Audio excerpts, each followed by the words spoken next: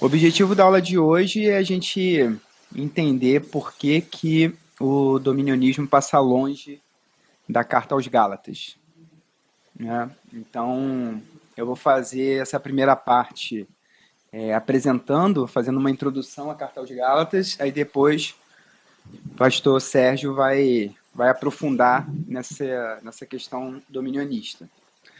Bom, eles evitam essa carta. Então a gente vai pegar esse texto paulino para discutir isso. E eu acho que é interessante porque justamente a carta aos Gálatas ela tem um contexto, né, de que havia uma mensagem central que a gente vai ver na pregação de Paulo e depois vão alguns missionários lá entre os Gálatas e pregam um outro evangelho, né? Como se a mensagem central ali pregada por Paulo tivesse sido sequestrada por um outro grupo. E eu acho que isso é um pouco do que acontece nessa questão da teologia dominionista também, e isso é algo comum, né, de acontecer, tanto no meio religioso quanto político. Então, alguém teria algum exemplo nesse sentido? Alguém lembra? Por exemplo, de uma mensagem que surge... Vou dar um exemplo. Por exemplo, vamos falar do movimento verde, né? Então, de defesa do meio ambiente e tal. Depois isso foi sequestrado pelas empresas que estampam isso como política, né, ambiental, de sócio-responsável, que na verdade acaba muitas vezes sendo uma fachada para continuarem as mesmas práticas, né? Então, às vezes, uma ideologia que surge bem fundamentada, com um propósito digno e... nova da Vale, a nova que a Vale montou, o Leon Gás após o Brumadinho. a tragédia do Brumadinho. Sim. É um caso clássico disso. No meio cristão, o próprio cristianismo, né, que surge ali entre os pobres da Judéia, vai se expandindo pelo Mediterrâneo, e depois é apropriado pelo próprio Império Romano como uma estrutura de poder. Então, enfim, isso se repete muitas vezes na história, e é só para fazer um gancho ali. Um parênteses geográfico aqui, Ah. o gerente da Vale, responsável pela barragem, meu colega de segundo grau. Sério? Você viu, ele estava lá pressionando a Texul para poder liberar o laudo. Nossa. Entendi. O diretor, pressionando ele que era o gerente. Aham. O colega estava sério até o terceiro ano. Cara, Gente boa pra caramba, hein? Eu tive no Espírito Santo esse ano, lá em Vitória, a praia onde a Vale é instalada é completamente destruída. A água chega a ser barulho. Pois é, mas aí você vai ver lá que tem a ESG, né? Tudo isso, né? Mas enfim. Bom, então Gálatas é uma carta de crise, né? Então isso é muito importante. Engraçado que estava até conversando com meu cunhado essa semana e falando sobre essa questão da formação do Novo Testamento, né? Acho que esses escritos eles não surgiram com o propósito de serem escritura sagrada. Então a gente tem aqui a carta de Paulo aos Gálatas. Então ela nem nasceu tipo no escritório de Paulo pensando num tratado teológico, não, surgiu no meio de uma crise. Ele escreveu essa carta, né, com urgência porque algo estava sendo destruído ali entre aquelas comunidades, né, em termos teológicos. E essa urgência a gente vai ver que aparece em todo o texto da carta aos Gálatas. Então isso é a primeira coisa, o primeiro dado para a gente conseguir interpretar a carta. Então, agora eu vou falar um pouquinho, pegando esse contexto, sobre a formação do Novo Testamento, porque o Novo Testamento tem 27 livros e 21 deles são cartas. E a maioria das cartas, 14, são de Paulo, né? E, então, isso não é um acidente, porque o Evangelho, nos primeiros séculos, ele avançava por meio de comunidades, né? Então, a gente tem, por exemplo, a própria ação missionária paulina e dos seus colaboradores que iam plantando comunidades. Essas comunidades se reuniam em casas, né? Aquela questão dos patronos, muitas vezes. Ali eram pequenas comunidades e as cartas iam circulando entre essas comunidades.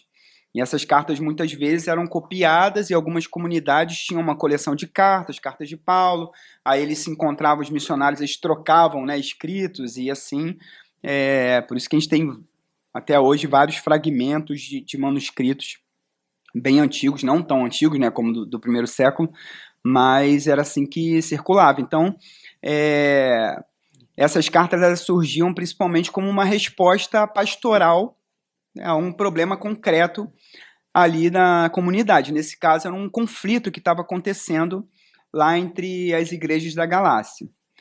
E uma coisa importante, que dessas 13 cartas que a gente fala do Corpus Paulino, a gente tem algumas que são as reconhecidas, autenticamente paulinas, que é um termo que vem desde o século IV que se discute isso, dentro da época da patrística, que é a homologúmena, né, que são as cartas reconhecidas, e as antilegúmena, que são as disputadas. Então, entre as de autoria reconhecida desde o século IV, a gente tem Romanos, 1 e 2 Coríntios, Gálatas, Filipenses, 1 Tessalonicenses e Filemon, e as disputadas, que se discute que não são de autoria de fato paulina, a gente tem Efésios, Colossenses, 2 Tessalonicenses, as cartas pastorais, 1 e 2 Timóteo e Tito. Então, como eu disse, essa discussão ela não é recente, né? É uma discussão muito antiga que vem desde o século IV. Era uma prática comum, uma prática literária comum na antiguidade, depois da morte, né, de uma figura eminente, surgirem escritos no espírito daquela pessoa, né? Então, se essa pessoa estivesse viva, ela escreveria isso. Então, surgem ali no seio daquela comunidade, ou às vezes como o objetivo de trazer autoridade ao texto que está sendo escrito, então se atribui ao nome, né, da figura importante, ou mesmo como uma forma de homenagear. Só que Gálatas ela está ali indiscutivelmente no núcleo de cartas reconhecidas autenticamente paulinas. Inclusive tem um autor chamado Longenecker que ele fala: se Gálatas não é de Paulo, nenhuma carta do Novo Testamento é de Paulo, porque ela traz tantos traços pessoais assim de Paulo que é difícil negar a autoria. Mas mesmo assim essa discussão ainda permaneceu por muito tempo. Eu não vou entrar aqui muito a fundo, né? Mas aqui até trouxe, né? Ela foi aceita até pelos marcionitas, né? Que foi aquele grupo religioso ali do século II. Inclusive no cânon marcionita, Gálatas é a primeira carta. É ela que dá o fundamento teológico por conta dessa disputa com o judaísmo. Então por isso que Gálatas figura como primeiro livro do cânon marcionita. E os padres da igreja, a reforma, a crítica moderna aceita ela como de autoria autêntica, né? E é isso. Então vamos seguir. Tem pouco tempo, bastante assunto. Então por que essa carta ela desnuda, né, Paulo? Então peguei 3 momentos aqui da carta, que é Gálatas 4,19, que Paulo fala assim: meus filhinhos, por quem sinto de novo as dores de parto, até que Cristo seja formado em vós. Né? Então ele está assim, se sentindo muito mal pelo fato de que os Gálatas estão abandonando a verdade do evangelho. Né? Então estão indo para um outro evangelho, que a gente já vai entender o que é. Então, Paulo sofreu as dores de parto pela primeira vez no processo de evangelização. Inclusive, ele fala que estava doente, né, da vista, provavelmente alguma coisa que aconteceu. Eles receberam Paulo lá nesse contexto e ele evangelizou aquelas pessoas e depois ele se afastou e ele fica sabendo que eles estão se desviando da verdade do evangelho, então ele está de novo sofrendo as dores de parto. Aí ele fala no final, né, vede com que letras grandes vos escrevo de meu próprio punho. Então isso já é no final, no epílogo da carta, e normalmente, assim, muitos autores antigos, ou pessoas assim que querem enviar uma carta, a pessoa dita para um amanuense, né? Isso era muito comum, então não era todo mundo que dominava a tecnologia da escrita, né? Então, geralmente se contratava alguém, um secretário, um amanuense, ou você ditava palavra por palavra, até sílaba por sílaba, ou você encomendava o tema, né, e deixava o amanuense escrever. Eu fiquei até pensando sobre a IA, hoje a gente faz meio que isso, né? Agora você não escreve mais um e-mail, você fala assim, escreve um e-mail para fulano, dizendo isso, isso e isso. Então é o amanuense moderno, que na antiguidade é bem mais barato, bem mais barato. Na antiguidade se usava muito essa figura. Então, aí ele fala, né, veja com que letras grandes. Então, ele usou ali o papiro para escrever. Pelo contexto de Gálatas, parece que ele tinha algum problema de vista, né? Então, ele escreve com letras grandes, usou bastante papiro, né? Com letras grandes, nem economizou. Ou seja, ele se coloca assim, estou tão envolvido nessa questão que eu mesmo decidi escrever, nem terceirizei para ninguém. Fonte 16. Hã? Fonte 16, fonte 16. E aí, lá no finalzinho, ele fala, no final, né, no 6,17, doravante ninguém me moleste, pois trago no meu corpo as marcas de Cristo. Então, assim, não me encham mais o saco. É basicamente isso, né? Então, é uma carta, assim, que tem muita paixão, né? Então, muito provavelmente é uma carta autêntica. E, além disso, tem a questão que ele expõe logo no início da carta, que ele demonstra, ele expõe o caso que ele teve com Pedro, e que ele enfrenta Pedro cara a cara, né, quando eles se encontram em Antioquia. Né, ele fala que resistiu a Pedro cara a cara. Né, então, kataprosopon, né, o termo em grego, cara a cara. Porque Pedro estava agindo com hipocrisia acerca dos alimentos que eram proibidos para os judeus. Né? Então, Pedro comia quando não tinha ninguém olhando, mas quando chegava o pessoal lá de Jerusalém, ele, né, dava aquele migué. Né? Então, e Paulo deixa isso evidente. Bom, então, para quem Paulo escreve? Aí tem um debate sobre os destinatários. Isso é algo comum, assim, em termos de teologia bíblica, né? Então, a gente sempre tenta entender a partir dos elementos das cartas, né, das fontes primárias ou secundárias, para quem está escrevendo, quem escreve. Então, primeiro a gente discutiu a autoria, se foi Paulo realmente ou não. Agora a gente tem uma discussão sobre quem são os destinatários, para quem Paulo está escrevendo. Então, ele fala aos Gálatas, e tem duas teorias. Tem a teoria da Galácia do Norte, que é a mais antiga, que diz que a carta foi escrita para esses descendentes dos gauleses. Então, é um grupo étnico das tribos celtas, guerreiras que migraram ali para o Planalto Central da Anatólia, ali na região da Turquia, do século III a.C., foram confinados depois pelos romanos ali em torno da cidade de Ancira. Então, são comunidades remotas de cultura própria, apesar de ser a teoria mais antiga, ela é um pouco contestada porque é um território bem distante para Paulo ter chegado lá e ter evangelizado esse grupo. E tem a teoria da Galácia do Sul, que a Galácia do Sul se refere a uma província, a província romana da Galácia, que incluía as cidades helenizadas ali, que eram justamente Antioquia da Pisídia, Icônio, Listra, Derbe. Essas cidades, de fato, aparecem na narrativa de Atos dos Apóstolos como cidades que foram, ou igrejas que foram plantadas por Paulo na sua primeira viagem missionária. E isso está em Atos 13, 14, e logo depois tem Atos 15, que fala do concílio ali de Jerusalém, onde são discutidas essas questões que Paulo narra em Gálatas 2. Então, tem muita gente que defende, né, as duas posições, inclusive meu orientador, o padre Valdeci, defende a teoria da Galácia, a teoria da Galácia do Norte, né, mas tem muito consenso também em relação a os destinatários serem da Galácia do Sul. Tá? Mas isso não afeta assim, muito a exegese. O importante é a gente entender que eram comunidades jovens, né, cristãs jovens, predominantemente gentias, ou seja, gregas, não era de origem judaica, tinham sido convertidos do paganismo greco-romano para o cristianismo, e, por serem recém-fundadas, elas estavam vulneráveis também à ação de de outros grupos, né? Que ali a gente tem um cristianismo formativo. Eu não falei sobre datação, mas Gálatas provavelmente foi escrito ali na primeira metade da década de 50. Então, é uma das cartas mais antigas. Então, por volta de 53, 54.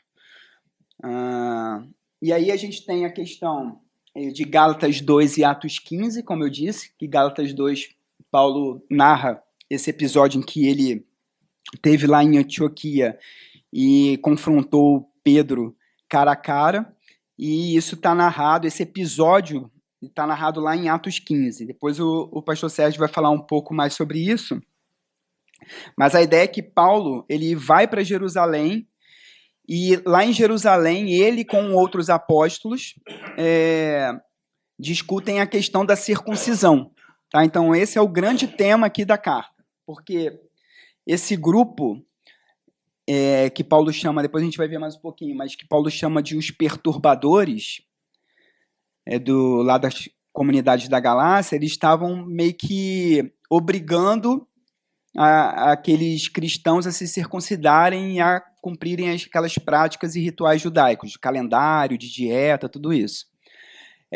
Então, mas voltando, então em Atos 15, como esse assunto já estava em discussão, né, Atos 15 narra esse debate entre eles sobre se os crentes gentios deveriam se circuncidar e cumprir as práticas judaicas. E sobre isso, então, Gálatas a gente considera como fonte primária, né? Então, porque foi o próprio Paulo que narrou o episódio, enquanto que Atos é uma narração provável de Lucas, então seria uma fonte secundária para os eventos. Então, portanto, uma interpretação dos fatos, né? Mas está muito em linha, assim, o que os dois narram. Bom, quem são os perturbadores, né? Quem eles eram e o que eles queriam? Então, o pano de fundo, então, dessas comunidades gentílicas, a gente tinha essas pessoas vindas, então, do mundo greco-romano, e provavelmente elas estavam muito arraigadas nos seus costumes culturais e religiosos. E aí Paulo apresenta o Evangelho de Cristo, e Paulo apresenta o Evangelho como sendo a fé suficiente para a salvação, né? E ponto. Só que depois que Paulo vai embora, outros missionários chegam e começam a apresentar outros pré-requisitos, né, para que aquelas pessoas fossem aceitas dentro no caso, como descendentes de Abraão, né, ou participantes da bênção abraâmica. E aí Paulo chama esses de os perturbadores, né, parasontes, lá em Gálatas 1:7, ou de pseudadelphoi, que são falsos irmãos, né? São dois termos que ele usa, os perturbadores e falsos irmãos, Gálatas 2:4. Eram cristãos provenientes do judaísmo e quase certamente influenciados por grupos ligados a Jerusalém, né? Porque tem lá os cristãos de Jerusalém, que estão muito ligados ao judaísmo, e os cristãos que vieram do mundo greco-romano, principalmente por conta até da missão paulina, mas não foi só Paulo que evangelizou pessoas no mundo greco-romano. Tem outros missionários saíram, né? Paulo foi o mais eminente, mas por causa das suas cartas, mas tinha outros. Bom, então para eles a fé em Cristo ela era necessária para esses perturbadores dos Gálatas, mas não era suficiente para ser verdadeiramente povo de Deus e participar da aliança de Abraão. Era preciso também a circuncisão. Então Paulo confronta isso em Gálatas 2:3 e 6:13, a observância de dias santos, os dias judaicos, os calendários, lua nova, né, tudo isso, e as restrições alimentares de pureza ritual, Gálatas 2:12. Então, do ponto de vista, assim, fazendo uma leitura sociológica, muitos autores acham que realmente isso é bem plausível, aqueles cristãos, né, vindos ali da região de Jerusalém olharem para aquele grupo né, que vem convertido do ambiente greco-romano, e fala o seguinte, cara, eles precisam mudar de costume, né, porque a gente sabe que tem lá aqueles costumes pagãos, de adoração aos deuses e tal, toda aquela cultura, e provavelmente os gálatas ainda estavam arraigados naquilo, e eles querem dar um marcador de identidade, né, para eles também, né? Então era uma forma de controle, né, de exercer poder sobre aquele grupo, e é o que Paulo chama de erganomo, são as obras da lei, que seriam esses ritos que tornavam, distinguiam o povo judeu dos outros povos, e que agora estava entrando também dentro das comunidades cristãs judaizantes. Só que Paulo vê isso como uma total perversão do evangelho. Então esse é o grande tema e o propósito da carta. Então ele responde com urgência isso, né, de próprio punho, porque ele precisa defender a verdade do evangelho. Então agora a gente vai passar aqui para o mapa teológico da carta, e eu quero mostrar assim, como que Paulo ele responde a essa crise lá na Galácia.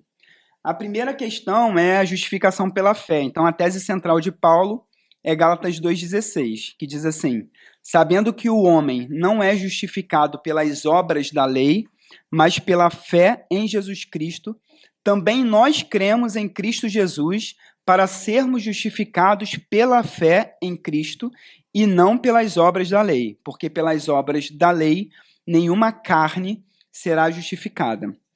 Então, pertencer ao povo de Deus não depende de nenhuma performance legal, étnica ou ritual, depende exclusivamente da fé.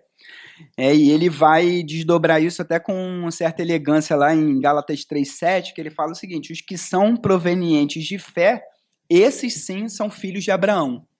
Então ele tira, né, ele traz de novo, Abraão é reconhecido como o pai da fé, né? Abraão foi chamado para abandonar a sua casa e ir para uma terra onde Deus ia mostrar para ele, né? Então ele saiu peregrinando. Abraão é confrontado na sua fé quando Deus pede o sacrifício do seu filho Isaque, então ele é o patriarca da fé e fundante do povo judeu. E aí Paulo vai, como um bom judeu, né? Ele fala, é pela fé, né? Os que são provenientes da fé, esses sim são filhos de Abraão. E aí tem um ponto que, então, a primeira abordagem teológica é essa, justificação pela fé. E eu queria fazer propaganda do meu livro, que é a dissertação de mestrado, que justamente eu trabalhei esse ponto do McGenoyton, que é o outro artifício teológico que o Paulo usa para defender a sua posição. Né? Então, McGenoyton significa de jeito nenhum. Só aparece na literatura paulina, isso no Novo Testamento, Gálatas, Romanos, 1 Coríntios, e uma vez em Lucas, mas Lucas também ali é do ciclo paulino, né? E Paulo usa essa expressão 3 vezes aqui em Gálatas. Então ela pode ser traduzida de jeito nenhum, longe esteja e não suceda tal coisa. Então qual é a função dessa expressão? É responder a perguntas de um interlocutor hipotético. Então é aquela coisa da diatribe. Ele pergunta, faz uma pergunta hipotética e ele mesmo responde. E aí, Paulo usa essa expressão, né, que é muito enfática, e ele está rejeitando aqui não só uma interpretação, mas tudo que ele rejeita, todas as perguntas que ele coloca e que é respondida como McGenoyton, se fosse respondidas afirmativamente, seria uma heresia.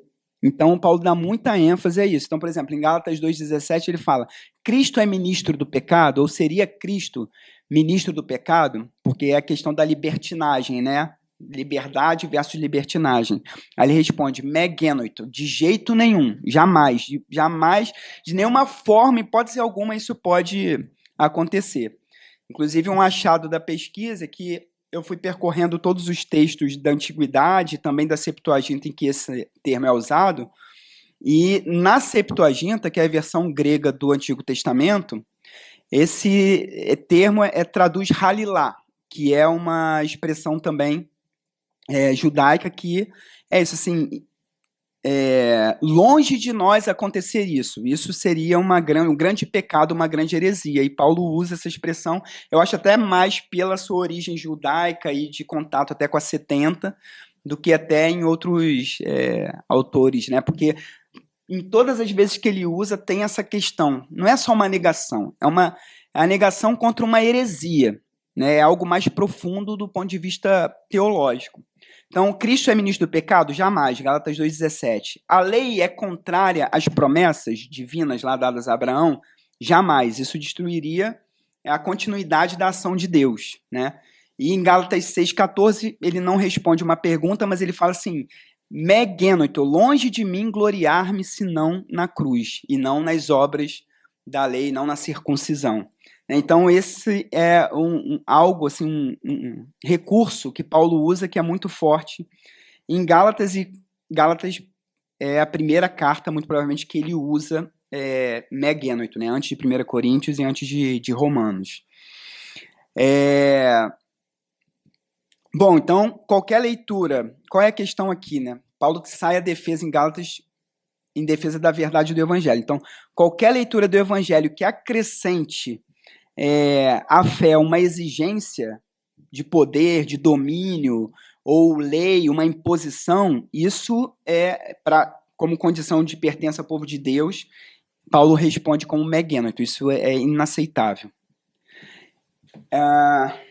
E aí a gente tem a questão da liberdade, né, da carne versus espírito. Paulo fala assim, para a liberdade foi que Cristo nos libertou, não vos submetais de novo ao jugo da escravidão. Então, se submeter à circuncisão e a normas judaicas é se submeter de novo à circuncisão. Então, a questão é a seguinte, Paulo ele também é contra a ideia da libertinagem, tipo de que o cristão pode fazer qualquer coisa. Só que se, por um lado, aqueles perturbadores estão falando o seguinte, então é preciso ter uma tutela, é preciso ter um pedagogo, né, o aio aqui, que são as obras da lei, inclusive é esse o termo usado, né, por Paulo para confrontar a lei como um pedagogo. Paulo está falando que não, que a liberdade vem do Espírito, não é um controle de fora para dentro, né, impondo alguma coisa, mas sim de dentro para fora, que vem do Espírito.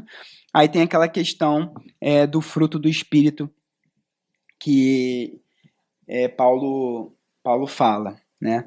Fora isso, estou tentando avançar aqui, fora isso tem esse termo aqui, né, a síntese mais explosiva, eu acho que da carta, que é essa de Gálatas 3:28. Não há judeu, nem grego, escravo, nem livre, homem, nem mulher, pois todos vós sois um em Cristo Jesus.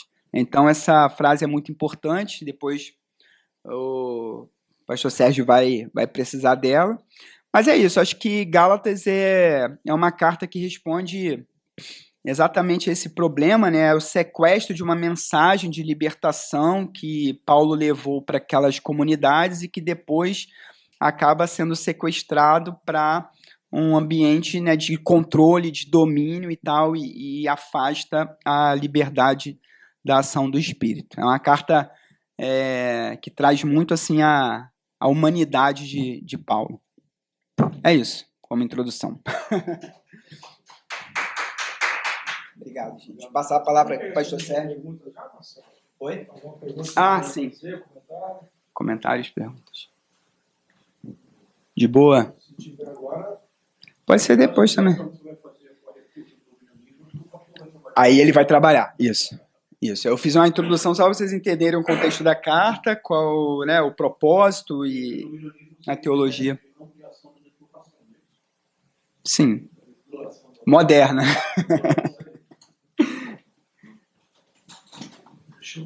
Tem que trocar o slide ali, né? Tá aqui deve estar aqui, né? Já aberto, será? Ou não? O outro slide está aqui. Tipo, deixou ele. Tá aqui. Beleza, obrigado.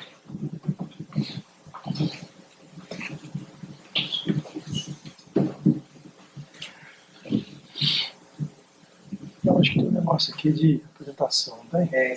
Isso. Foi. Então vamos lá, gente. Assim, a primeira coisa é pedir desculpa pelo meu atraso, vou caro, né? Estou tendo essa semana uma dificuldade com meus horários, assim, por questões alheias à minha vontade, e hoje eu demorei para chegar aqui para caramba.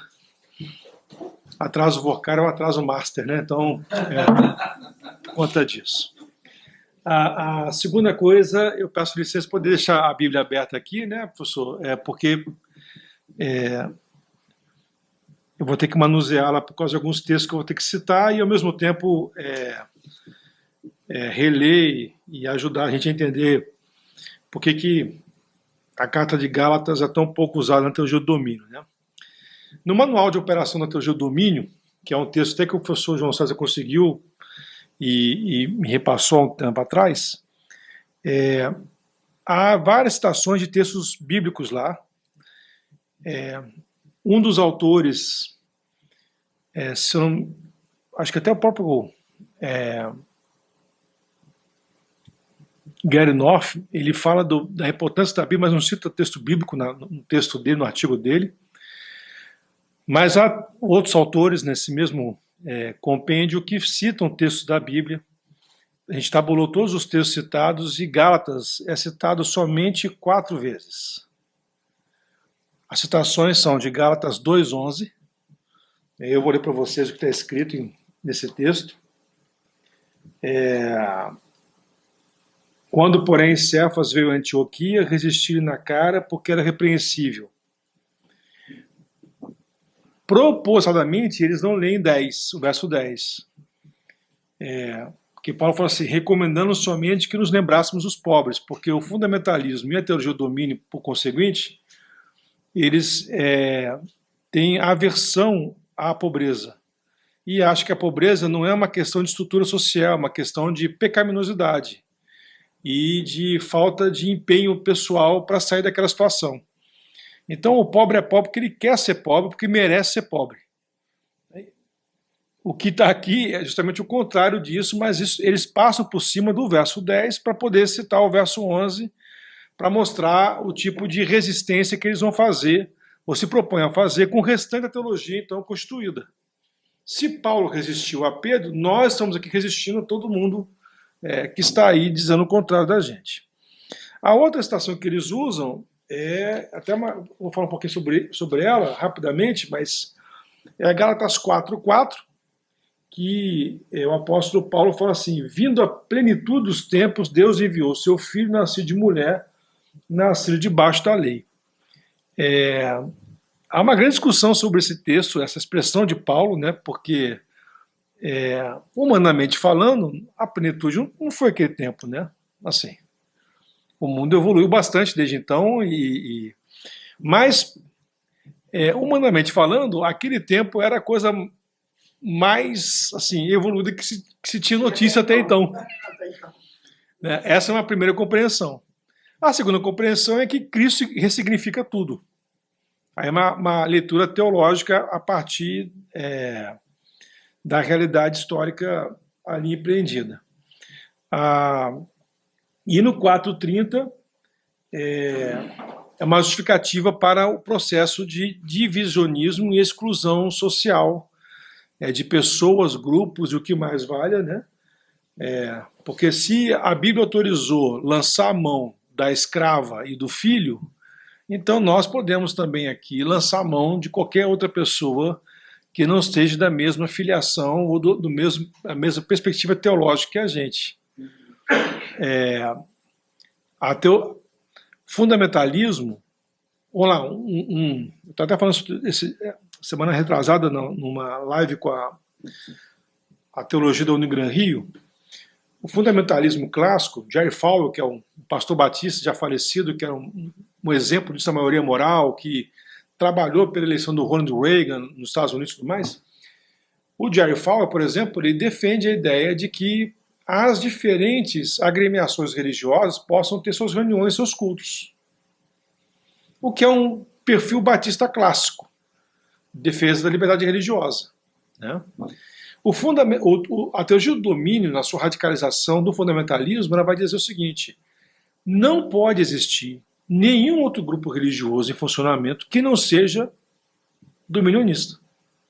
Então, até, por exemplo, nós aqui, o Leonardo também é pastor, né? Marcelo também é pastor. Então, nós aqui não poderíamos fazer nenhum tipo de reunião, nem usando a Bíblia, porque nós não somos dominionistas. Então, a radicalização é o extremo. E por que está falando isso aqui? Porque nós somos os filhos da escrava. Nós não somos os filhos da livre. Então, a lógica empreendida é essa lógica que é feita, né? E ele vai usar também o 5,15, que é um texto fortíssimo que está aqui em Gálatas, e alguns falam em uma abordagem metafórica, assim, tipo assim, não fique se degladiando, né, na comunidade de fé e tudo mais. É uma possibilidade, e outros, eu vou até falar um pouquinho sobre isso aqui, mas outros acham que isso aqui é mais literal, tipo Mike Tyson com Holyfield, né? Então, o que é possível também, gente, assim, igreja é bom, mas igreja também pode ser ruim. Então, você tem relatos em comunidades eclesiásticas que beiram a isso quando não acontece uma coisa assim, né? Eu me lembro que um ministro do meu falecido pai, ele, quando tomou posse, um dos líderes da igreja chegou para ele e falou assim: olha, pastor, na reunião X de liderança do Conselho de Obreiros, eu quebrei uma cadeira nas costas do irmão fulano.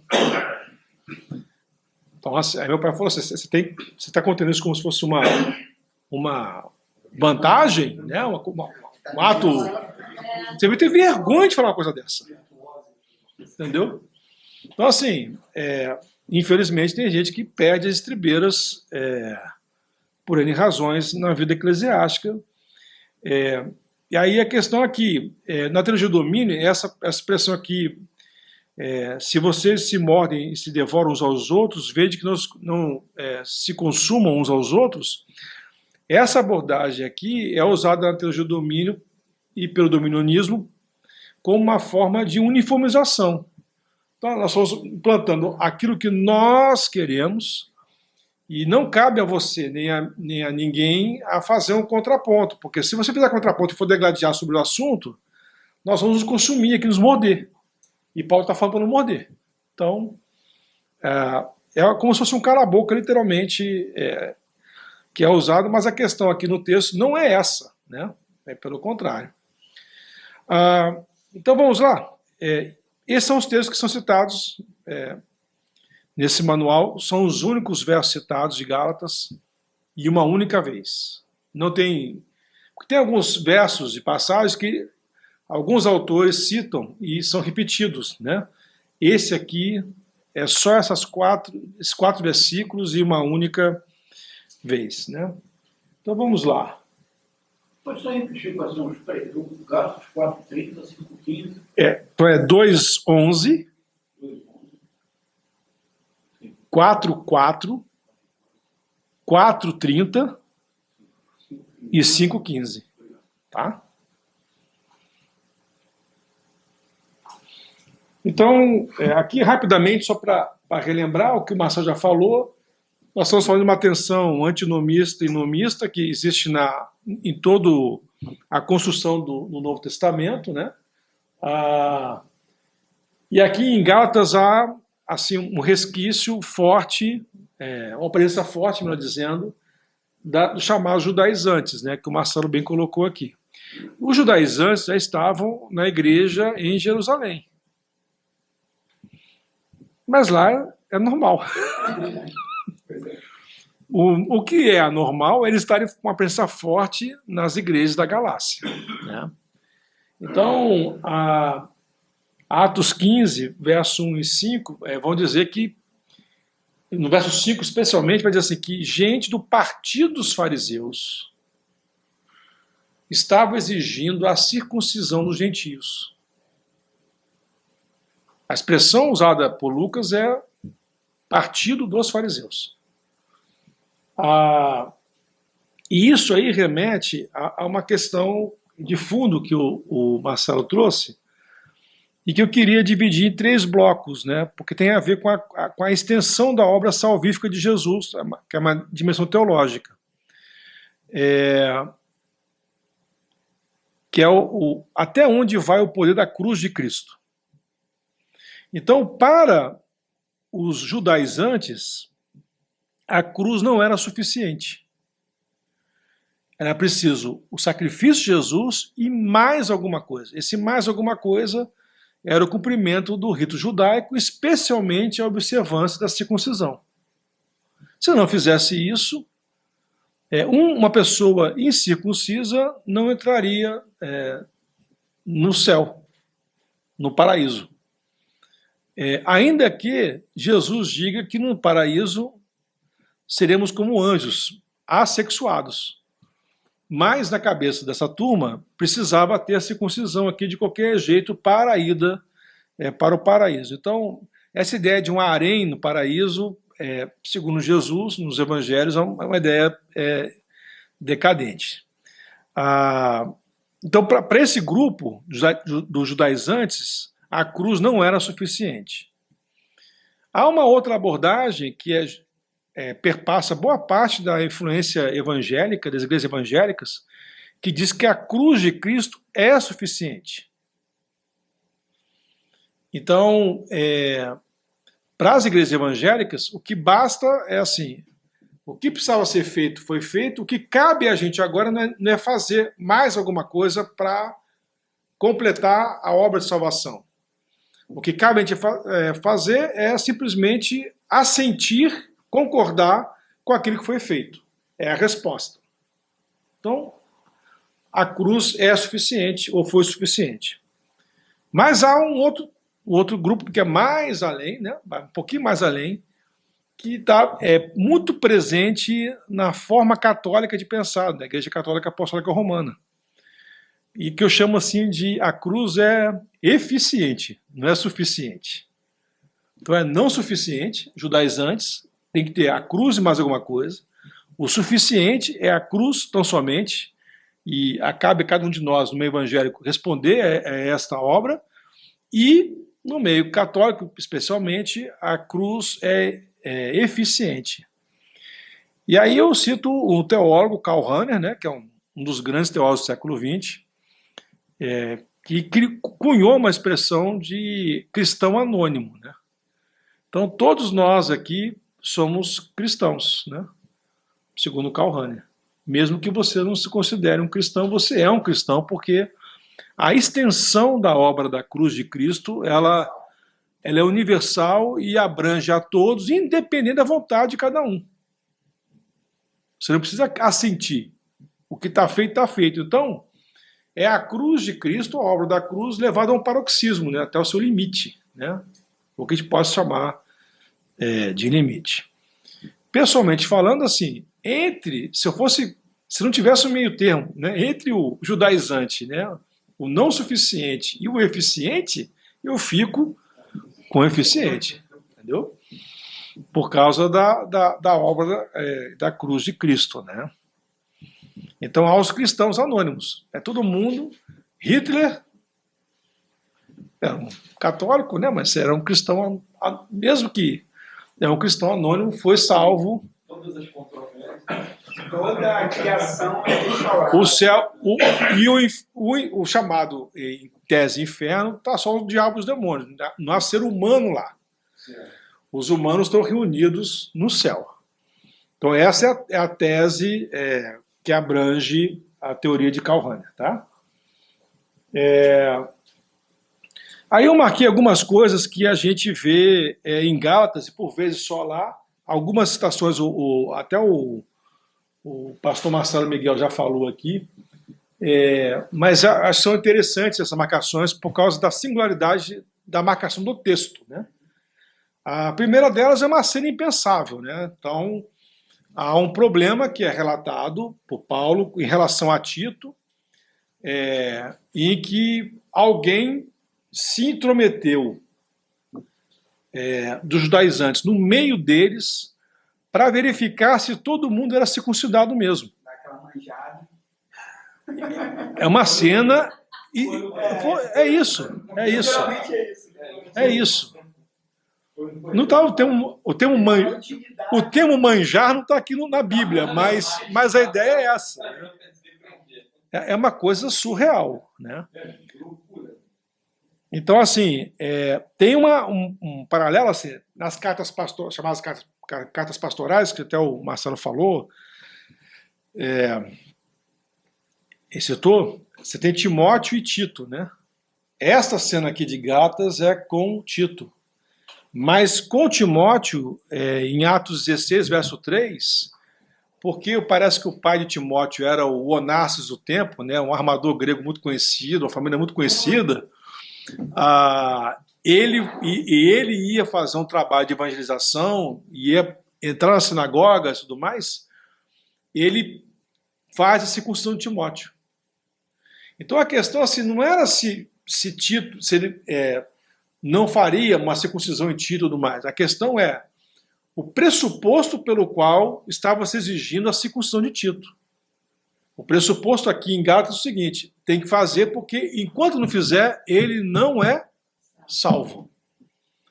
Em Timóteo, com Timóteo, em Atos 16, verso 3, estou fazendo para que não haja barreira na comunicação. Para que toda barreira seja removida. É uma outra pegada. Família grega, né? Família grega. E o pai dele era um cara muito conhecido. A avó, a mãe de Timóteo, elas tinham uma fé no... uma fé judaica, vamos dizer assim, né? Uma aproximação com o judaísmo. Mas a família é uma família grega, né? Uhum. Mas Timóteo foi circuncidado porque ele descendia de uma família judaica com parte da mãe, da avó, assim, porque a nacionalidade, a cidadania dele não era permitida pela mulher. E Tito não foi porque ele não tinha gentil. Não, então. Nunca li nenhum texto que desse respaldo lá. Então. Bom, vamos aqui, ó.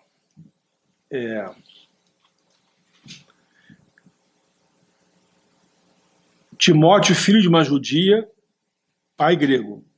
Mas olha a motivação da circuncisão de Timóteo em 3, Atos 16, 3.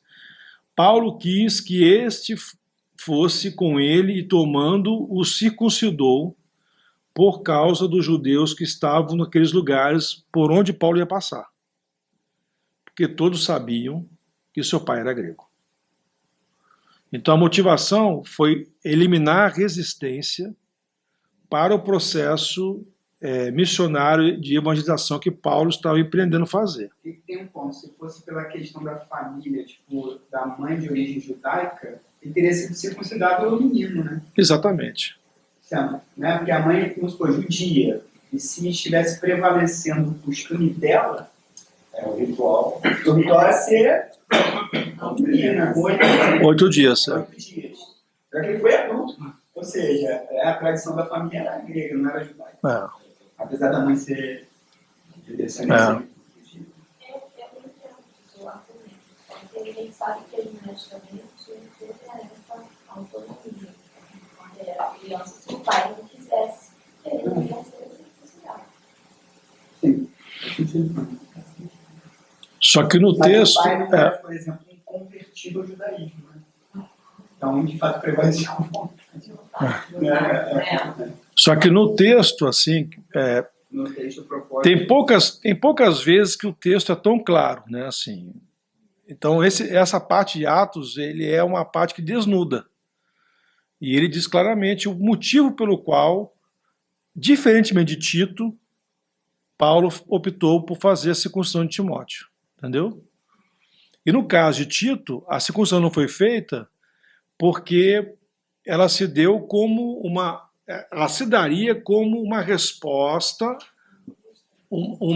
se ele fizesse, seria uma resposta aquecendo, concordando com a heresia. Então ali ele precisava fincar o pé. Isso aqui eu não vou fazer.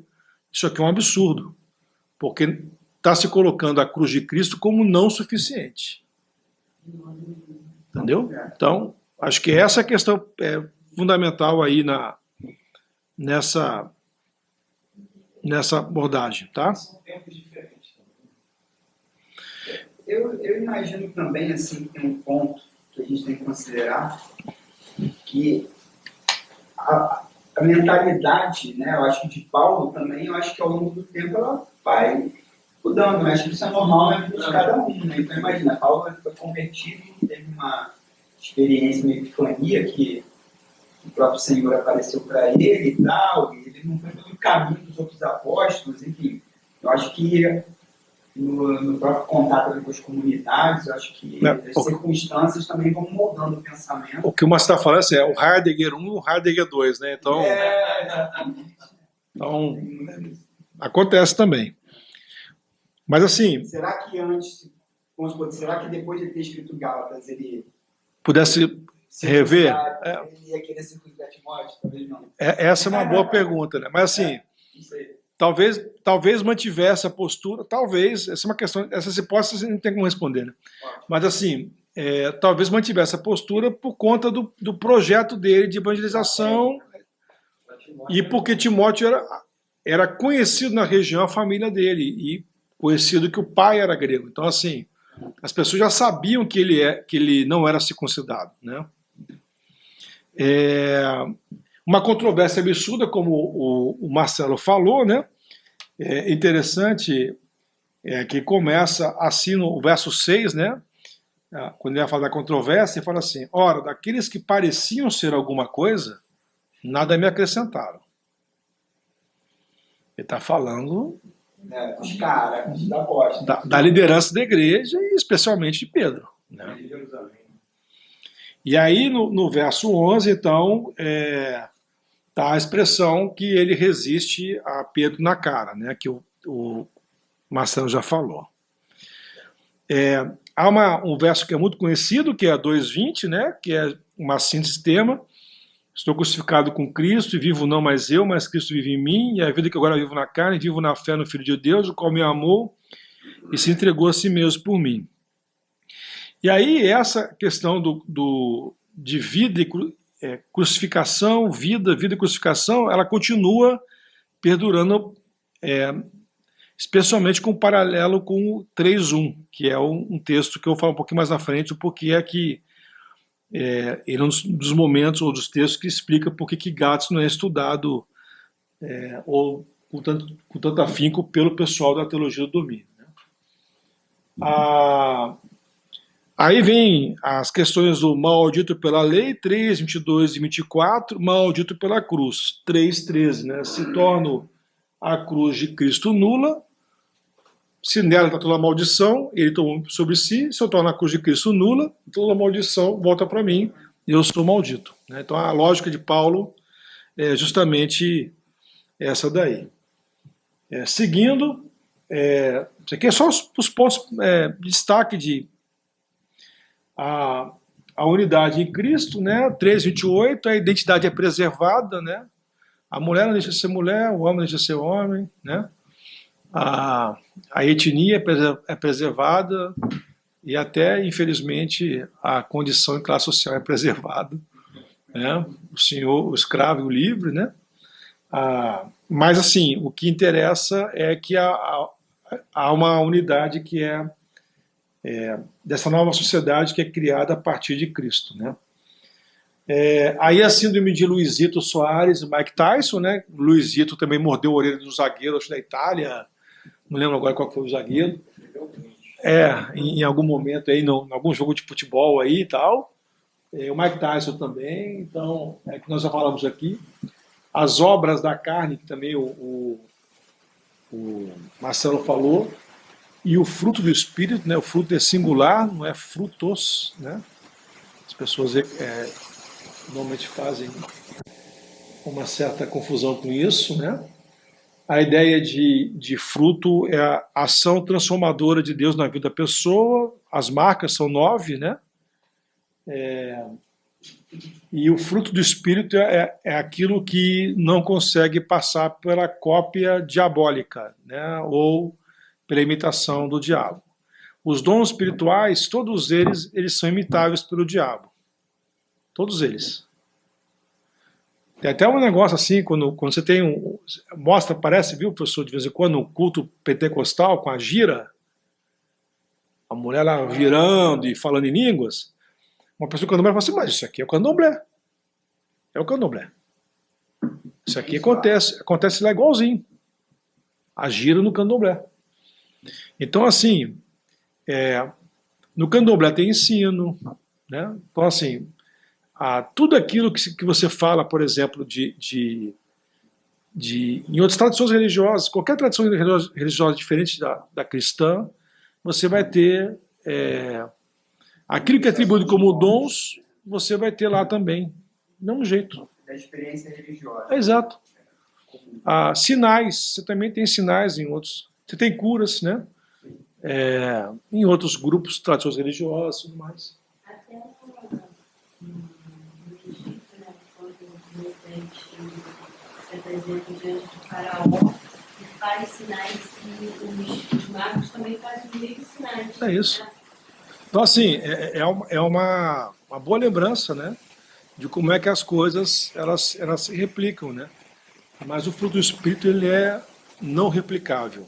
Essa é a tese da grande marca. Então, a marca do cristão é uma marca ética, né?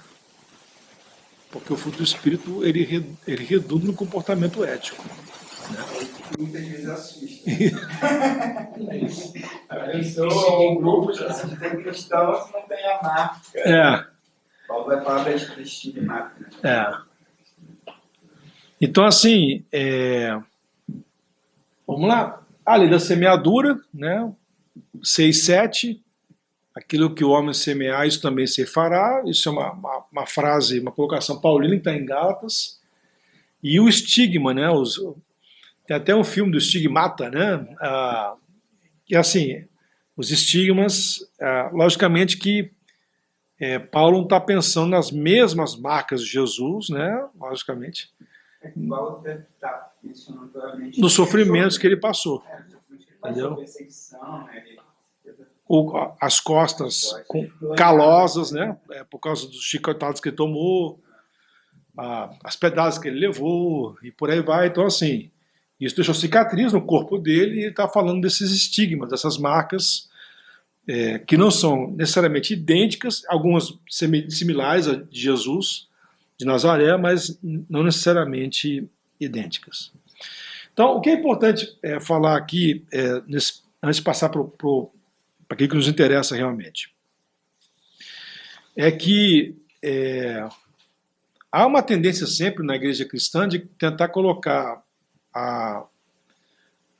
e qualificar a salvação de alguém, ou identificar alguém como cristão, que essa pessoa tenha que ter Jesus e mais alguma coisa. Então, mais recentemente aqui no Brasil, assim, você crê em Bolsonaro? Creio. Então você, e Jesus também? Então você é cristão. Você vota em Lula e você crê em Jesus? Não. Então ou você vota em Lula ou você crê em Jesus. Você não pode ser as duas coisas. Então, novamente, é alguma coisa sendo juntada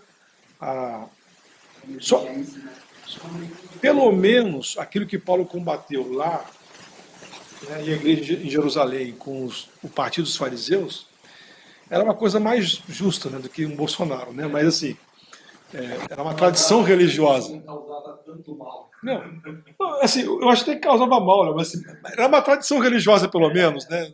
É do universo da fé. Era uma coisa comum a eles lá e tudo mais. Né? Então vamos lá. Por que a teologia do domínio, via de regra, passa ao largo desta epístola paulina, dessa carta paulina? Porque Paulo afirma que qualquer evangelho sem Cristo, ou com algo aduzido a ele, não é evangelho. E aí ele vai dizer que estão falando de um outro evangelho. Ele vai dizer logo em seguida que não é outro, porque não existe outro. Ou é evangelho ou não é evangelho. Está abandonando a verdade do evangelho. Exatamente. E se você abandona a verdade do evangelho, você tem que ser anátema. Então, a linguagem de Paulo é uma linguagem duríssima, esse pé na porta, ou essa trava de chuteiro na canela, ele dá logo na entrada, no capítulo primeiro, os primeiros versos. Então, assim, ele está dizendo para aqui veio. Né? É igual o Moser, zagueiro do Flamengo, quando jogava, né? Mozart era um canibal, né? Assim, um animal. Então, é mais ou menos, e ele batia rindo, né? Assim, e com estilo, porque o juiz não pegava as cotoveladas, as pancadas que ele dava. Não, não, não. Não é. O Mozart sabia fazer a coisa direito. A segunda coisa é porque Paulo deixa claro que a justiça não vem pela lei, pelas obras, mas vem pela fé. Aí tem até os versos que o 10 e 11 que o Marcelo citou, também o 26 e 27 do capítulo 3, e especialmente, professor, Gálatas 3,16. 3,16 tem uma interpretação figural. Olha aqui, ó.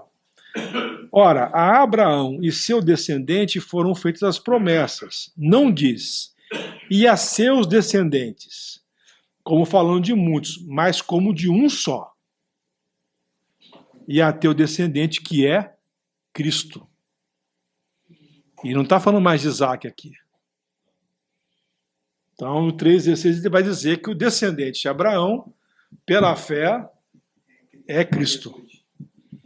Então, essa é uma interpolação, uma sacada que ele faz aqui, e que, assim, Faz uma transposição. Exato, E isso aqui, assim, gente, eu peguei isso recentemente, tá? Eu fazia...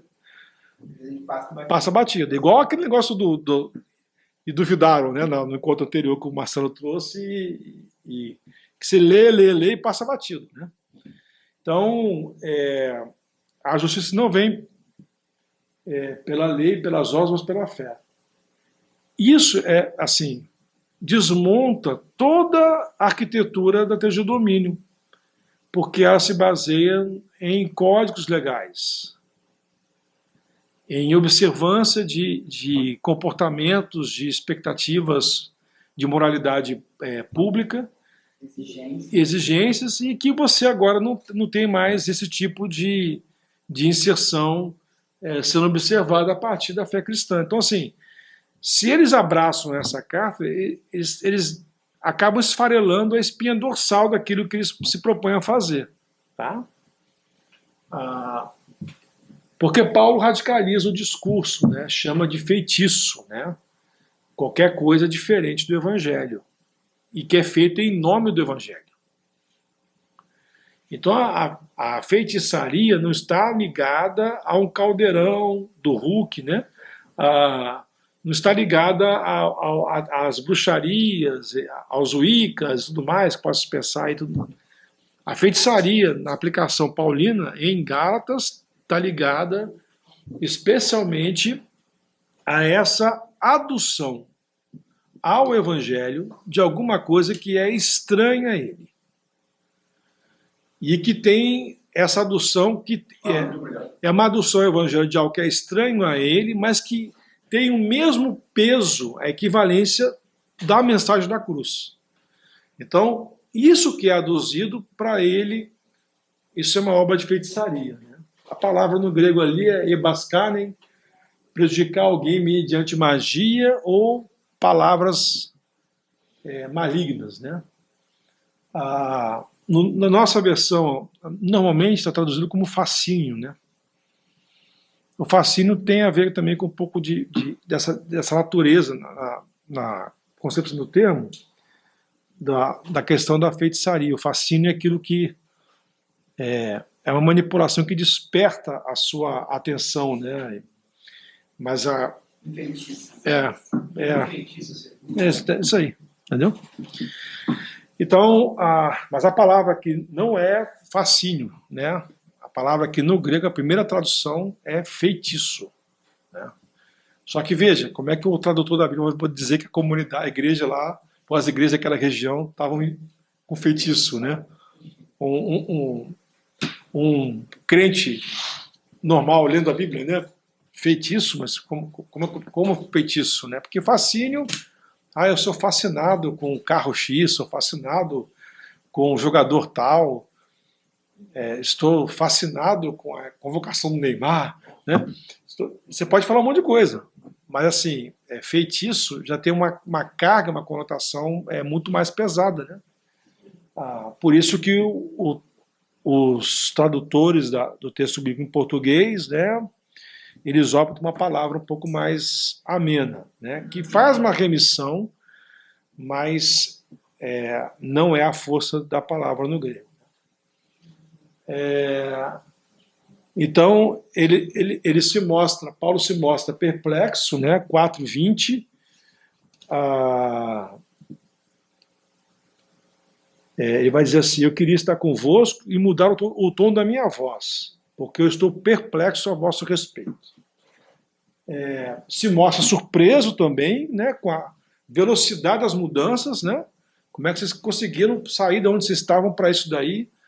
Aí a imagem que minha cabeça, relendo isso aí, né, vendo os termos no grego, quem é esse irlandês, né? Lembra da Olimpíada do ano 2000 na Grécia?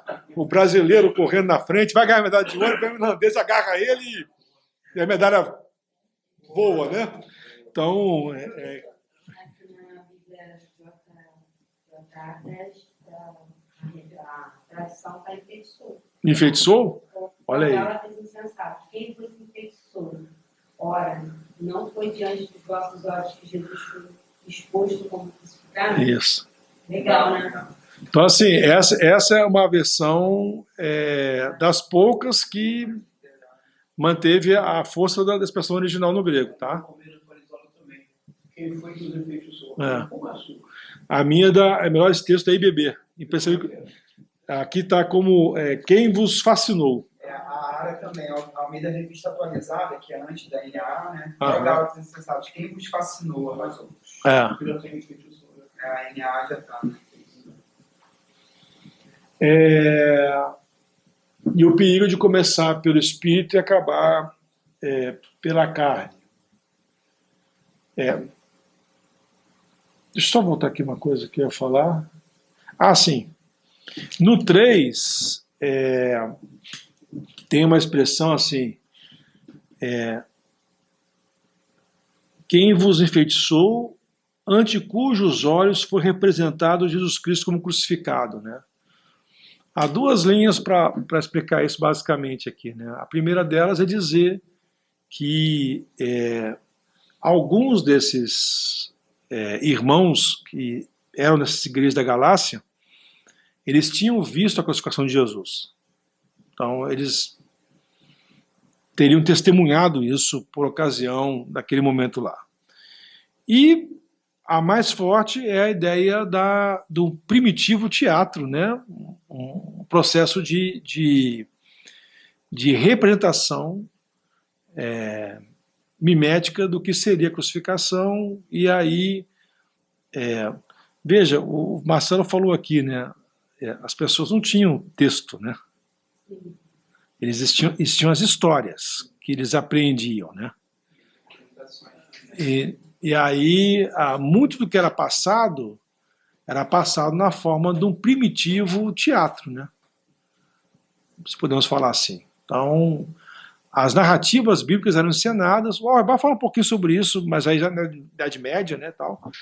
Mas essa tradição de encenar era uma forma de ensinar a igreja nascente. Pastor, veio uma coisa na minha cabeça sobre essa palavra enfeitiçar, que essa questão do militantismo e bolsonarismo, tudo isso dentro do evangelho cristão, cara, parece assim que é isso mesmo, é um feitiço, né?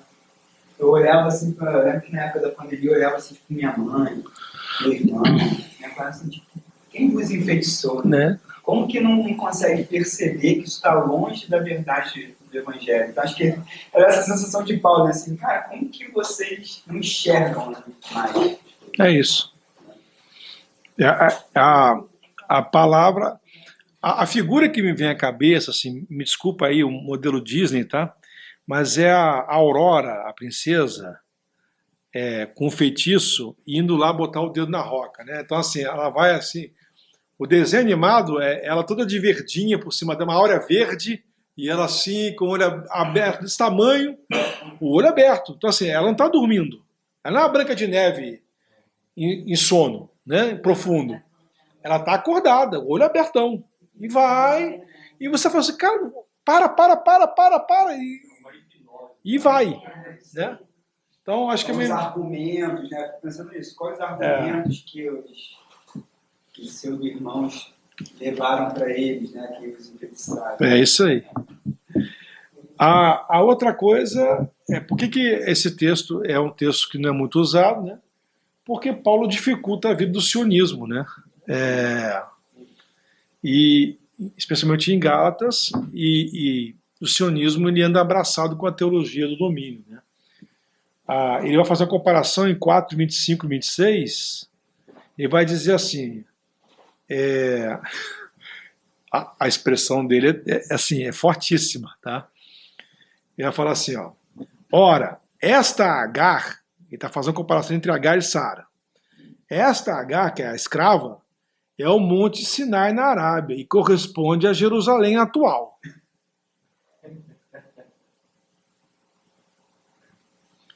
Mas a Jerusalém que é de cima é livre. Então, ele está fazendo uma alegoria, mas assim, rebatendo por completo o sionismo e a base do sionismo, que é essa valorização da Jerusalém, como está lá apresentada, né? Na cabeça dessas pessoas do mundo antigo, assim, era muito comum o mundo ser uma representação desse elemento superior, metafísico e tudo mais, né? Então a Jerusalém terrena seria uma cópia da Jerusalém celestial, né? Uma representação daquilo que seria lá. É por isso que o autor de Apocalipse, quando vai falar de Jerusalém, vai dar umas dimensões lá que lembram um pouco, mas excede, logicamente, a Jerusalém como era conhecida aqui no campo terreno. Então veja, ele vai chamar que essa Jerusalém aí é a Jerusalém, é a terra de Agar, da escrava, da gentílica, da egípcia. Então ele praticamente detona essa paixão e vai colocar o foco na Jerusalém celestial, né? E por fim, mas o que o Paulo faz aí é um negócio assim, bem interessante, né? Porque a origem do povo judeu e a própria Jerusalém, né, seria essa linhagem de Isaac, Abraão, Isaac, né, Jacó. Então. E ele faz assim, Jerusalém é Agar, Ismael. Então. E faz um deslocamento, né? Isso aí. Porque nessa alegoria que ele faz, o descendente, que é aquele outro texto que o pastor falou, não é Isaac, é Cristo. Né? Então ele mudou a lógica, né? Da interpretação. E porque Gálatas um vigoroso registro e clamor em termos de liberdade cristã, né? Então, para uma... Liberdade não é uma palavra legal. Não. Para uma teologia que representa um aprisionamento das consciências, né? Um modelamento muito rígido das consciências, você falar em liberdade, e aqui as expressões que ele usa são expressões fortes, né? Gálatas 5:1, para a liberdade Cristo nos libertou, permanecei firmes e não vos dobreis novamente a um jugo de escravidão. Ele está falando que os judaizantes estão colocando um jugo de escravos. Então assim, novamente, vocês são livres, porque estão querendo se tornar escravos novamente. Se você pega a teologia do domínio, você está voltando aos rudimentos. Tá? Volta a ser escravo novamente. Está perdendo a liberdade que você tem em Cristo, né? E aí ele vai dizer no verso 2, eu, Paulo, vos digo que se vos deixar de circuncidar por causa desta questão que está posta, Cristo não terá proveito nenhum para vocês. E continua, e se aquele que vai circuncidar está obrigado a guardar toda a lei. E aí cai no vício, porque ninguém cumpre toda a lei.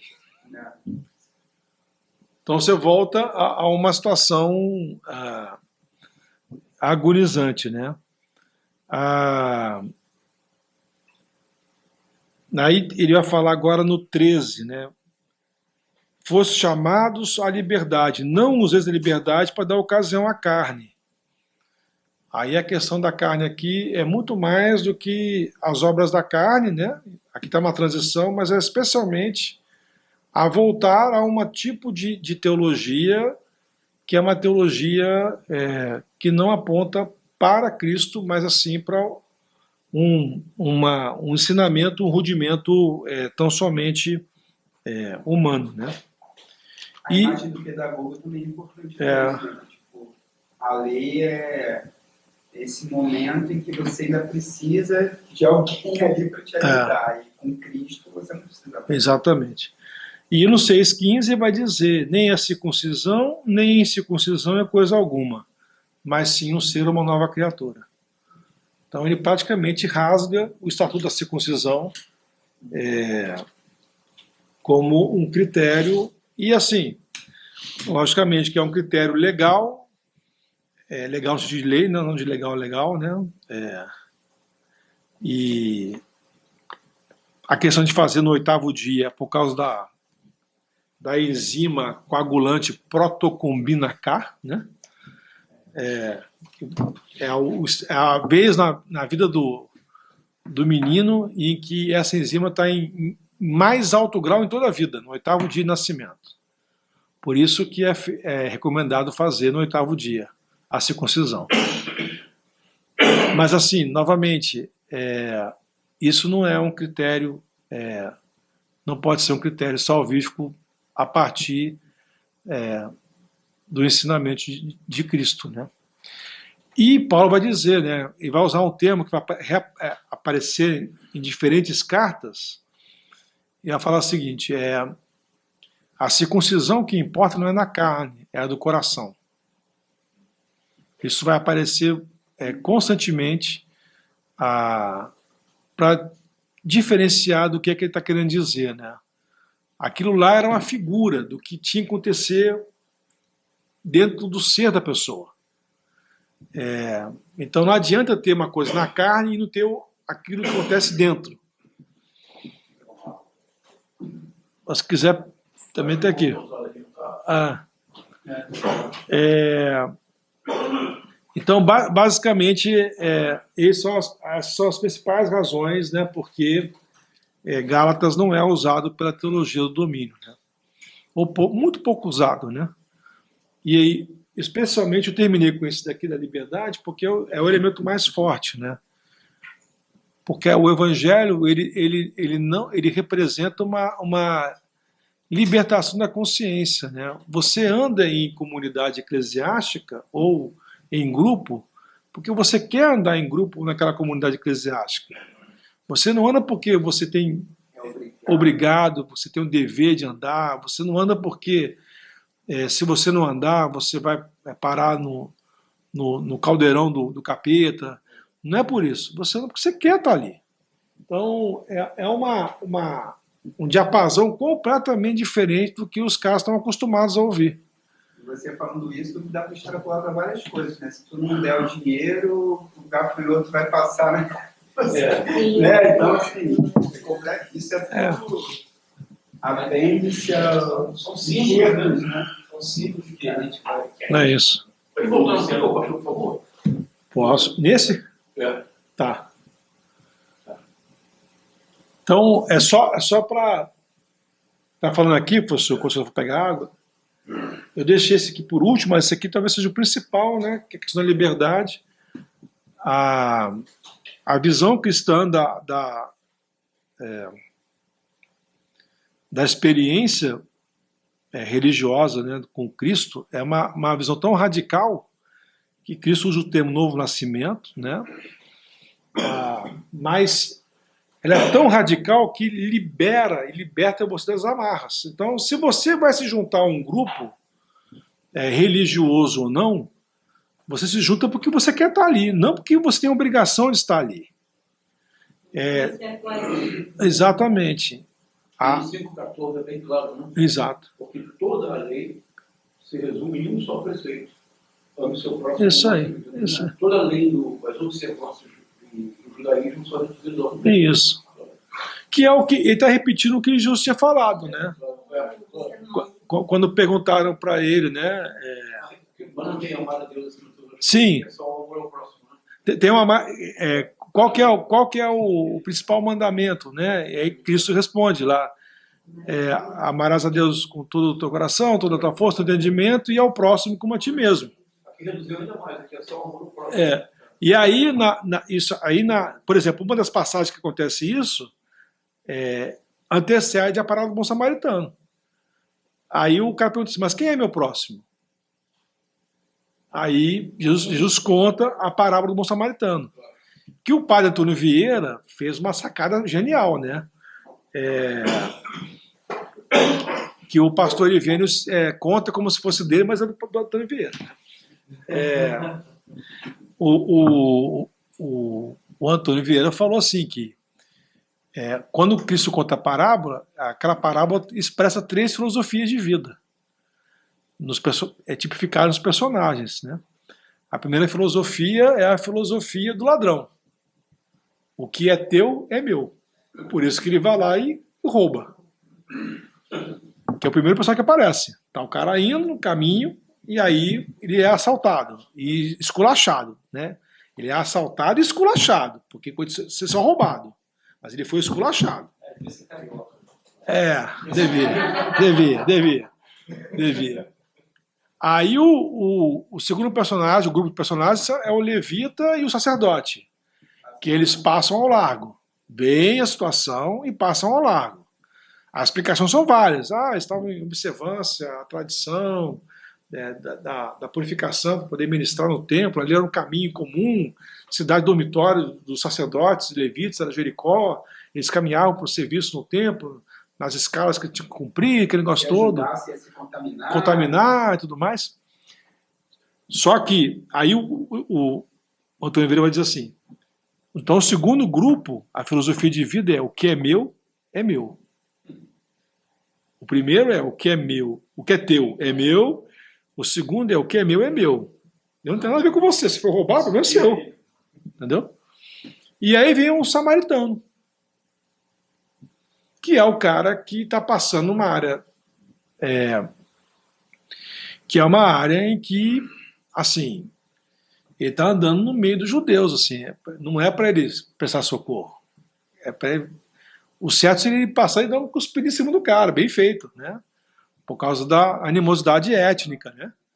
E ele vai e pega o cara e cuida do cara ali, dá os primeiros socorros, leva o cara para uma estalagem, contrata o serviço, o home care lá na estalagem para o cara, vou te pagar, vou lá, volto, quando eu voltar eu te pago tudo e tal, sem nunca ter visto.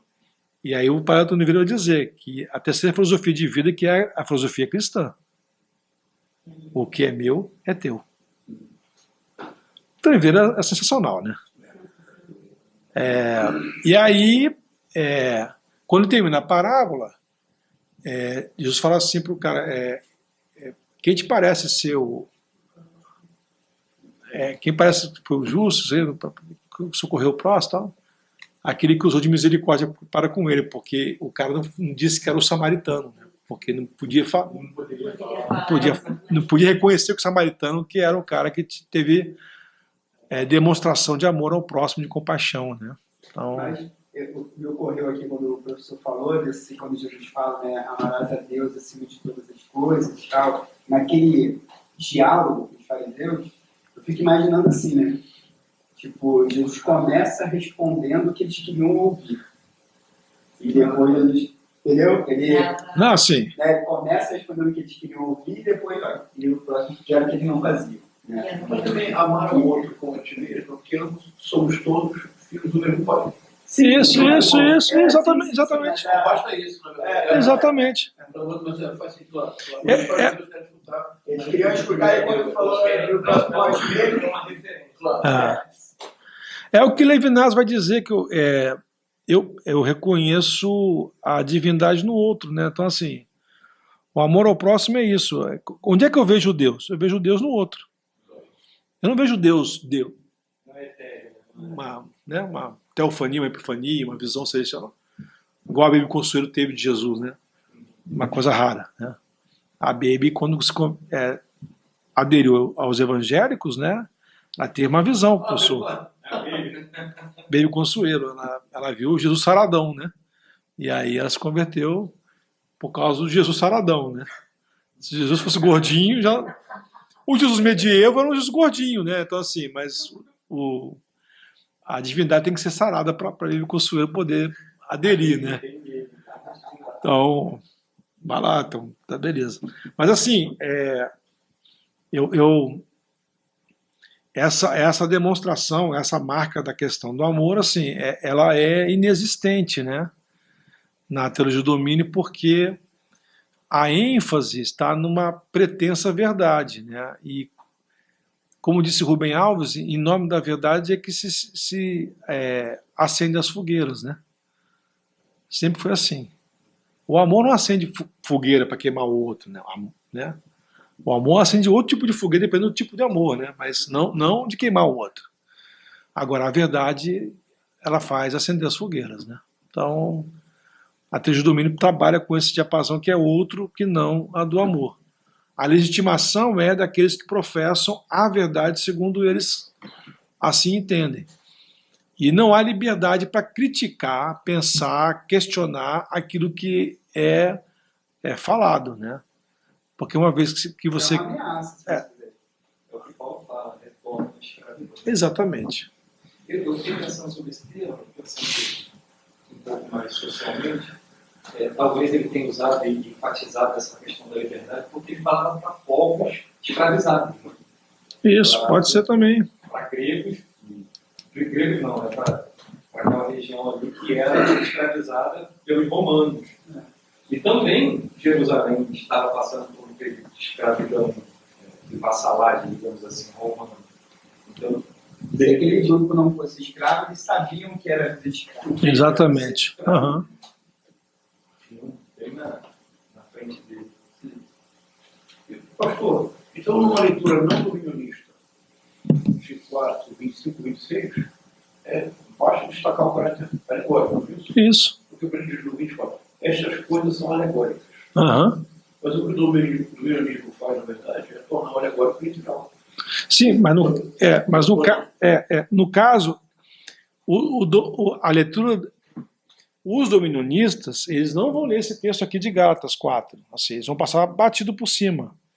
Porque na alegoria que Paulo sugere, ele abole a questão sionista. Pelo que está aí no texto. Tá? Por quê? Porque ele vai dizer que a Jerusalém terrena é a de Agar. É da escravo. Entendeu? Então, e ele vai falar que a Jerusalém dos livres é a Jerusalém celestial. Exatamente. Então o interesse do cristão não é a defesa da Jerusalém terrena, é pensar naquilo que seria a Jerusalém celestial. Então ele faz Então também abandona aquela questão dos montes, né? o deslocamento, entendeu? Netanyahu é filho de Agar. Isso aí. Boa. Exatamente. Então, acho que essa é uma questão importante aí, dessa... É um dos sinais, das marcas pelos quais os dominionistas usam muito pouco o texto de Gálatas, né? Porque ele em si é um convite, é uma contradição da teologia do domínio, né? Eles usam mais o antigo ou o novo? Bem mais o antigo, tá? Até porque a proposta deles é de uma sharia gospel entre aspas, muitas aspas aí, e aí precisa se valer dos textos do Velho Testamento, da lei mosaica, não nos 10 mandamentos, na interpretação bonita que a gente pode dar sobre isso e tudo mais, profunda, mas aquelas filigranas que tem lá, de apedrejamento, de pecados, entendeu? É isso aí, tá? Conquistas. É isso aí. Deus violento. Agora, pela leitura que eu entendo sua, pastor Marcelo, essa carta é extraordinariamente atual. Muito. Porque no certo Muito. sentido que se vive hoje, é uma espécie de Gálatas involuntário. Exatamente. Há toda uma deturpação da mensagem do amor, pela mensagem da conquista. E muitos deles não podem lidá-los, porque é um autorretrato involuntário. Exatamente. Não é verdade? Exatamente. E mesmo que a pessoa não caminhe, não flerte com o fundamentalismo e com o dominionismo, Gálatas ele já é uma carta que também mantém a atualidade, porque boa parte das igrejas, especialmente evangélicas, elas se calcam sobre o legalismo. Então, assim, o legalismo ele é uma característica presente no fundamentalismo e no dominionismo. Mas entre o legalista é fundamentalista e dominionista, né?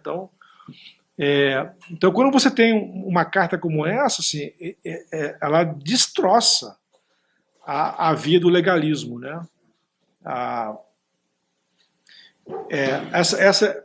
Aí eu faço peço vocês para compartilhar uma questão pessoal, assim, que é justamente esse ministério do meu pai da igreja, o cara quebrou cadeira nas costas do outro, né? Essa igreja é uma igreja que marcou muito a nossa família, né? Meu pai passou tempo parcial nessa igreja, aqui no Rio de Janeiro, né? Ele dava aula na metodologia da pesquisa e mestrado de educação da UERJ, dava aula na Gama Filho, no seminário e por aí vai. Na Unigran Rio, o que é hoje Unigran Rio, antigamente era AF só. E aí ele recebeu o convite para ser pastor dessa igreja. O pastor que antecedeu ele foi um professor dele do seminário, que era um cara muito correto, muito estudioso, só que ele era celibatário. Então, ele era celibatário. Ele pastoreou a igreja durante 43 anos e nunca teve, assim, ele não tinha família, filhos, esposa, nada. 43 anos como pastor solteiro na igreja. E assim, solteiro mesmo, assim, não pegou as irmãs, não pegou... Era sério. Sério, um cara sério, né? Dizem que ele teve uma desilusão amorosa quando jovem e ele simplesmente assim, fez assim um corte. Isso não é para mim. Pronto. E seguiu a vida. E aí depois, em 78, meu pai foi chamado a pregar na igreja, que estava em instituição pastoral, e aí foi chamado a pregar na igreja, e aí ia ter ceia, a celebração da ceia. Aí quando meu pai acabou de pregar, o pastor assumiu a mesa memorial embaixo, né, para fazer a celebração da ceia, e ele falou assim: eu quero convidar a todos os visitantes para saírem, inclusive o pastor pregador, pode ir embora. Caramba, você é outra restrita. Outra restrita, né? Só os membros da igreja podem participar. E só os membros da igreja que os diáconos acham que estão tudo certo, né? Porque a nós de passar a bandeja, professor, pegar os elementos da ceia, o pão e o cálice, o diácono é assim, não, você não. Não. Você não. E passa. Literalmente é isso, tá? E aí, assim, ele saiu dali, tipo assim, nunca mais eu piso aqui, né? E aí veio o convite para ele ser pastor. E aí acabou aceitando lá e tal. E na entrada da igreja, na fachada da igreja, tinha uma placa. Tava lá, Primeira Igreja Batista tal. Aí em cima tinha uma placa. E aí era assim, eram duas canetinhas assim, né? Como se fossem duas canetas, que eram as perninhas, né? E aqui a faixa etária, 0 a 12 anos. Aí tinha o tamanho da saia, até onde ia. De 12 a tanto. De tanto a tanto. Então, assim, só podia entrar para cultuar mulher de saia. Não podia usar calça. A primeira coisa que meu pai fez... Então, assim, meu pai pegou uma igreja extremamente legalista. Extremamente legalista. E uma das coisas que ele fez lá, como pastor... Deixar a mulher de calça. Não, isso Isso a minha mãe usava a minha irmã como ariete, né? Ai, meu Deus. A minha mãe botava calça na minha irmã e Mandava pra ele. ia pra igreja de calça. Quero ver se ele fala comigo. Então, assim, era comum, professor, por exemplo, dia de frio, no inverno, as pessoas vinham com as crianças, dentro do João Vicente. A menina entrava de calça, ia para o banheiro com a mãe, botava uma saia e subia para o culto. Nesse nível. Mas, cara, E aí, só para um pouquinho, Marcelo, e aí qual foi o grande texto que ele usou lá, uma série de mensagens nessa igreja? Texto de Gálatas. Então ele foi e preparou uma série de mensagens, assim, expôs durante um longo tempo a carta de Paulo aos Gálatas, para poder fazer esse contraponto. Olha, o que vocês estão fazendo aqui, que vocês acham que é o cumprimento do Evangelho de Jesus, na verdade tem muito pouco do Evangelho de Jesus. Entendeu? Porque é uma comunidade legalista. Não tem nada de domínio lá. A questão era um outro tipo de domínio, que era o domínio através do legalismo. Logicamente, isso, com muita misoginia, né? A mulher é sempre muito vítima do processo, né? Todo, né? Porque a lei, ela aperta a mulher, não aperta o homem, né? Fala, Márcia, você fala. Não, só ia mencionar que eu, há 10 anos atrás, estive em Nova York, eu fui no Harlem, eu ia participar de um culto lá, o pessoal cantando. Pode entrar não, se tu não tiver a roupa adequada, tu tem que alugar a roupa para poder entrar na igreja. Tem que usar, homem tem que usar camisa de manga comprida, de botão social, mulher tem que ir de saia, Igreja Batista no Harlem, bairro negro, né, americano. Ainda hoje. Aí eu não participei. Não é terno. Não é terno. Tem que ser problema de camisa. Mas assim, em algumas assembleias, você não pode.